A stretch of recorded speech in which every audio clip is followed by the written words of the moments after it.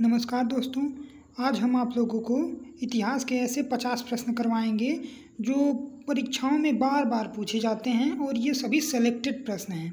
तो आइए देखते हैं, इतिहास के आरंभिक काल को क्या कहा जाता है। तो आंसर है पुरापाषाण काल। किस काल में पत्थर के औजार सबसे पहले पाए गए थे? पुरापाषाण काल। कौन सी सभ्यता अपने नगर नियोजन के लिए प्रसिद्ध है? सिंधु घाटी सभ्यता। सिंधु घाटी सभ्यता का कौन सा स्थान सिंधु नदी के किनारे स्थित था? मोहनजोदड़ो। दोस्तों, हम लोग क्वेश्चन पढ़ते रहते हैं, याद नहीं होता है, कंफ्यूज हो जाते हैं जाके परीक्षा में और गलत कर देते हैं। इसलिए आप लोग क्वेश्चनों को हल्के में मत लीजिए और ध्यान से पढ़िए। मोहनजोदड़ो का स्थानीय नाम क्या था? मृतकों का टीला। विशाल स्नानागार कहाँ मिला था? मोहनजोदड़ो में। देवी माता की पूजा संबंधित थी सिंधु घाटी सभ्यता के साथ। लोथल नामक स्थान पर किस सभ्यता का जहाजी माल घाट था? सिंधु नदी। सिंधु नदी सभ्यता में कालीबंगा किसके लिए प्रसिद्ध था? मिट्टी के पात्र।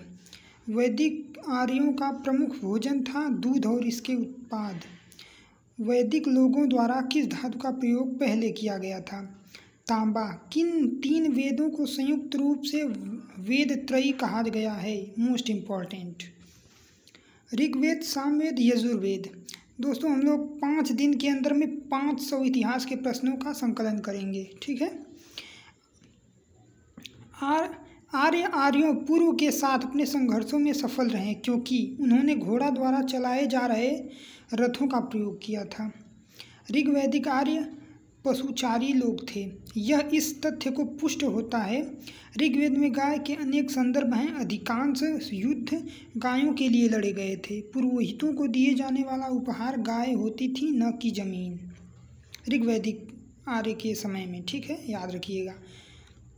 आर्यन जनजातियों की प्राचीनतम बस्ती कहाँ है? सप्त सिंधु। राज्याभिषेक समारोह का विवरण किसमें किया गया है? ऐतरेय ब्राह्मण में। प्रसिद्ध गायत्री मंत्र कहाँ से लिया गया है? ऋग्वेद से। किस विदुषी ने वाद विवाद में अज्ञेय याज्ञवल्क्य को चुनौती दी थी? गार्गी। गौतम बुद्ध का जन्म स्थान किसके द्वारा अंकित किया जाता है? अशोक मौर्य का रुमिनदेयी स्तंभ। ये जो स्तंभ है सबसे छोटा है। प्रथम बौद्ध परिषद कहाँ आयोजित की गई थी? राजगृह में। बुद्ध का अर्थ है ज्ञान प्राप्ति।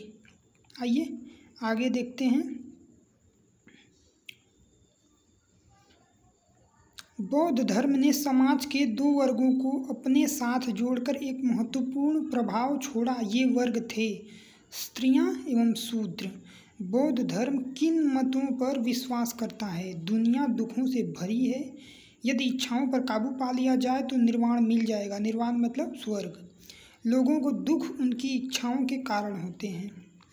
प्रारंभिक बौद्ध धर्म ग्रंथों की रचना किसमें की गई थी? पाली पाठ। भारत में सबसे बाद में उत्पन्न होने वाला बौद्ध धर्म का ग्रंथ है वामसाथ पाकसिनी। ठीक है, आप लोग ध्यान से पढ़िएगा और याद करिएगा। वैसे ऑप्शन मिलेगा तो हो जाएगा, लेकिन ऑप्शन के चक्कर में आप लोग कभी ना पढ़िएगा। अगर कोई क्वेश्चन करे तो उसका आंसर रॉकेट की तरह निकलना चाहिए, ना कि ऑप्शन खोजिए। बुद्ध को प्रबोध कहाँ प्राप्त हुआ था? बोध गया। इच्छा सब कष्टों का कारण है। इसका प्रचार करने वाला धर्म कौन सा है? बौद्ध धर्म। महावीर कौन थे? 24वें तीर्थंकर। जैन धर्म का पहली तीर्थंकर किसे माना जाता है? ऋषभदेव। जैन साहित्य को क्या कहते हैं? अंग। दक्षिण भारत में प्रसिद्ध जैन केंद्र स्थित है श्रवणबेलगोला। भारत में सबसे पुराना लौह युग जुड़ा हुआ है चित्रित धूसर मृद भांडों के साथ। मगध के उत्थान के लिए कौन सा प्रथम शासक उत्तरदायी था? बिंबिसार। प्राचीन काल में स्रोत सामग्री लिखने के लिए प्रयुक्त भाषा थी संस्कृत। दोस्तों, हमारे चैनल का नाम है RM स्टूडेंट पॉइंट। आगे आप लोग जानते ही हैं। क्वेश्चन को देखते हैं। अलेक्जेंडर सिकंदर और पोरस ने लड़ाई लड़ी थी झेलम नदी पर। Most important. यहूदियों के धार्मिक पाठ का नाम मूसा साहिब।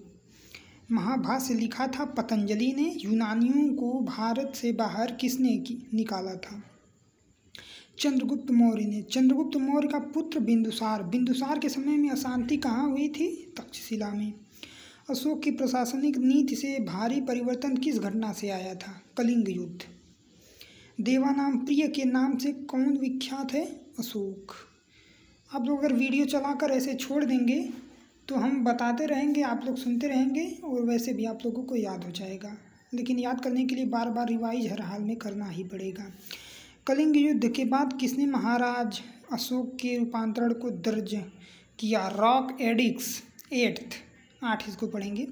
चंद्रगुप्त मौर्य के दरबार में भेजा गया यूनानी राजदूत था मेगास्थनीज। इंडिका किसने लिखी है? मेगास्थनीज। चंद्रगुप्त मौर्य का प्रसिद्ध गुरु चाणक्य किस विद्या केंद्र से संबंधित था? तक्षशिला। तक्षशिला में पढ़ाते थे। अर्थशास्त्र के लेखक किसके समकालीन थे? चंद्रगुप्त मौर्य की। अगला देखते हैं।